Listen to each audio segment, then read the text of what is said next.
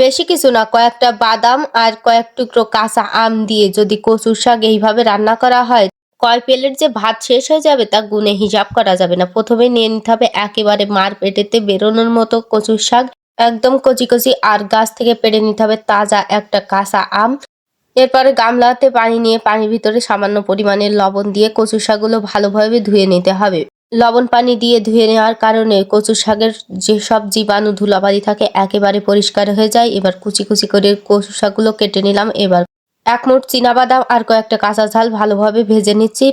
বাদামগুলো ফেটে আসলে নামিয়ে নেব। এবার কড়াইতে দিয়ে দিলাম কচু শাকগুলো, লবণ, হলুদ গুঁড়া আর দিয়ে দিলাম 1 চিমটি জিরা। পানি কিন্তু দিচ্ছি না। এবার ভালোভাবে মিশিয়ে ঢেকে দেবো। তার আগে দিয়ে দেবো কয়েক কোয়া আস্ত রসুন, এটা স্বাদ বাড়াবে। এবার ঢেকে ভালোভাবে সিদ্ধ করে নিতে হবে। যখন এরকম সিদ্ধ হয়ে আসবে দিয়ে দেবো কয়েক টুকরা আম। আম দেওয়ার কারণে কিন্তু কচু শাকের স্বাদ 500-600 গুণ বেড়ে গেল। এবার শিলপাটায় বাদাম আর কাঁচা ঝালগুলো ভালোভাবে নিপিস করে বেটে তামা তামা করে নেব। কড়াইতে পরিমাণ মতো তেল দিয়ে থেতো করে রাখা রসুন বাটা, তারপরে দিয়ে দিলাম পেঁয়াজ, এরপরে দেব বাদাম আর কাঁচা ঝাল বাটা।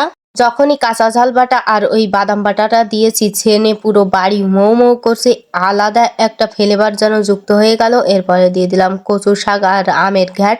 ইউনিক একটা কচুর শাক, আম দেওয়ার কারণে এর কালারটা আর এক রকম হয়ে গেছে। খেতে কিন্তু একেবারে অসাধারণ, যেন টক মিষ্টি ঝাল ফ্লেভার। আল্লাহ হাফেজ।